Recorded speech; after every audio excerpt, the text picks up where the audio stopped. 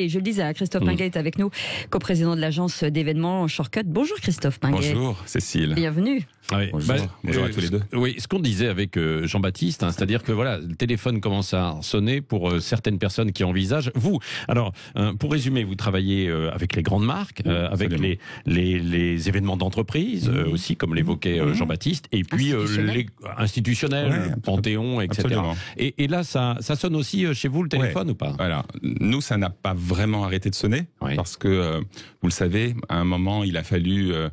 il y a un mot qui est très à la mode, se réinventer.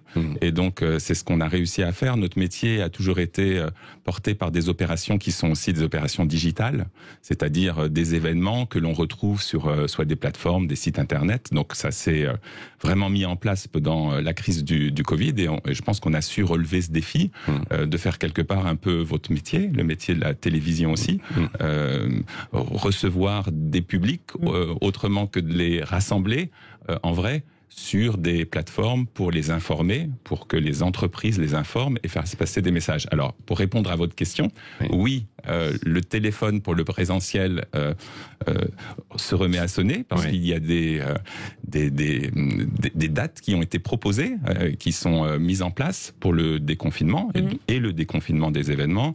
Et vous savez qu'on est très sensible et très réactif à ce genre d'informations. Nos clients aussi, nos collaborateurs aussi. Oui. Est-ce qu'ils ont envie, vos clients, de refaire des événements, de reproduire des événements en présentiel? Ou alors ils se sont habitués, pour certains, je pense à des grandes marques peut-être, à tout faire en digital, parce que ça réduit aussi les coûts parfois. Ça réduit les coûts, mais pas les émotions. Et donc, bien entendu, vous savez, en société occidentale, tout le monde a besoin de se retrouver, d'être ensemble, de partager des informations, des idées, des bons moments qui ne sont pas que festifs, des bons moments d'entreprise très sérieux.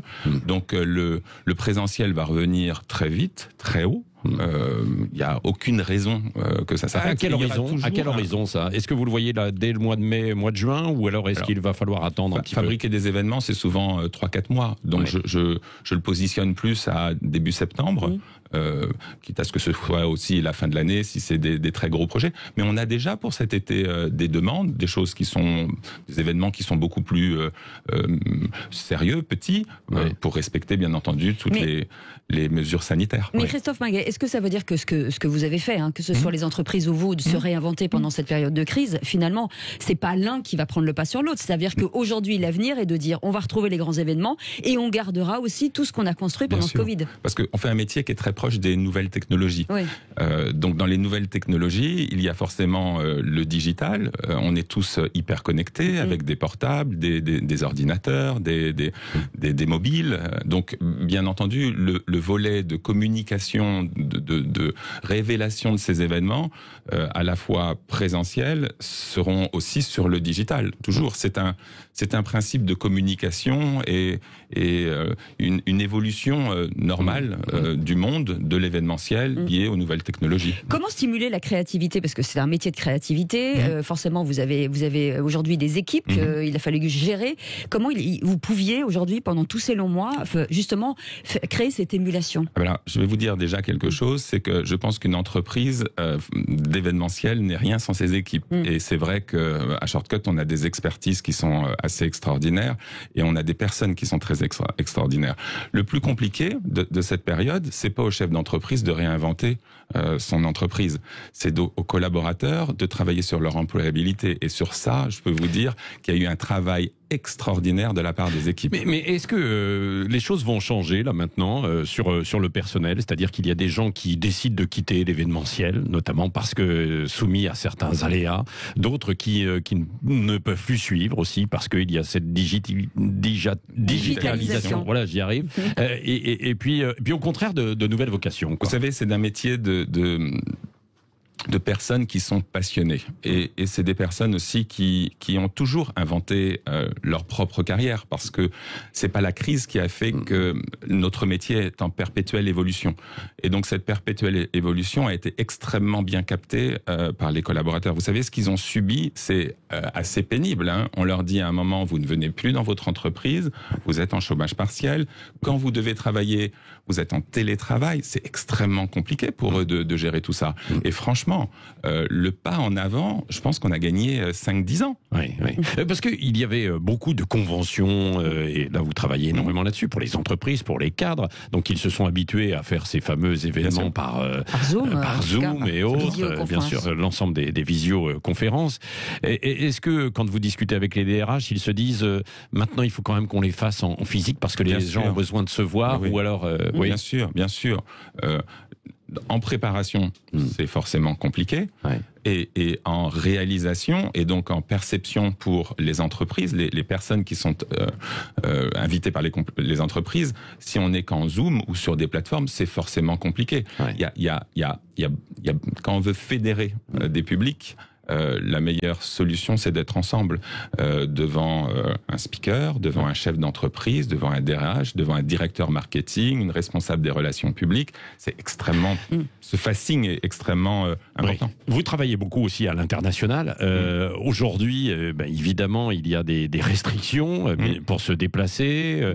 Vous pensez que ça va revenir là, dans le courant de l'été, ou alors au contraire qu'il va y avoir quand même encore beaucoup de restrictions? Et puis on évoque le pass sanitaire en question. Beaucoup de gens sont hostiles à ce pass sanitaire, en se disant on va être fiché, contrôlé, etc. Il peut être adapté pour certains événements, c'est ce que vous dites? Déjà, pour rassurer tout le monde sur ce pass sanitaire, enfin je suis pas à l'origine du pass sanitaire, mais on a tous un téléphone avec une 50aine d'applications qui vous suivent à longueur d'année. Donc il faut peut-être un petit peu sortir de cette appréhension. Si vous regardez ce qui se passe à Dubaï, si vous regardez ce qui se passe dans les pays asiatiques, la Chine, etc., ce genre de passe sanitaire a favorisé le rebond et la reprise. Donc il faut peut-être s'interroger et se dire, est-ce que c'est pas la meilleure solution? Après, c'est un choix. Je pense que oui. Et après, c'est un choix. Et voilà. Non, et ce sera une véritable question quand vous allez organiser de grands événements. Est-ce que pour rentrer dans une salle, par exemple, il faudra montrer un test PCR, comme c'est le cas aujourd'hui, ou alors montrer son passe certificat de vaccination ou pas? Toute organisation est liée à un devoir de sécurité avec une garantie de bonne exécution de ce devoir de sécurité. Donc je pense qu'il est absolument nécessaire de mettre en place ces passes sanitaires. Je pense que dans le bon sens, il est nécessaire aussi aux usagers des événements, aux participants des événements, pour se sécuriser, d'afficher le pass sanitaire. Ça me paraît sur l'événementiel, en tout cas, sur ces grands rassemblements. Quoi. Juste sur la solidarité, parce qu'on a vu, les restaurateurs sont extrêmement solidaires. On a vu beaucoup de restaurateurs déposer malheureusement définitivement le bilan, ce qui sera malheureusement le cas aussi dans votre secteur. Est-ce qu'il y a une solidarité? Est-ce que vous vous entraidez? Est-ce que vous vous parlez? Alors déjà, dans le secteur de l'événementiel, il y a une organisation qui est professionnelle, qui est assez extraordinaire, qui est l'événement. D'ailleurs, je salue les personnes du conseil d'administration de l'événement, dont je fais pas partie, qui ont fait un travail avec les pouvoirs publics d'exception. Et c'est certainement pour ça aussi que les pouvoirs publics ont compris quel était l'enjeu de l'événementiel et de la sauvegarde du métier. Donc oui, on se parle, c'est un métier de concurrence et de compétition, donc on se respecte, on se toise et on regarde ce que font les autres. Mais c'est vrai qu'il y a eu un esprit de solidarité entre les agences, très bien mené par cette association qui s'appelle l'événement, et quelque part l'esprit de solidarité, sans faire de shoe shining, je pense que l'État, les autorités ont été très présentes à aider notre secteur, comme celui de la restauration, comme celui de l'hôtellerie. Et c'est vrai que ça a permis de tenir. Ça a permis de tenir. Alors qu'à l'étranger, il y a certains secteurs qui ont... C'est terrible. Merci beaucoup, Christophe Pinguet.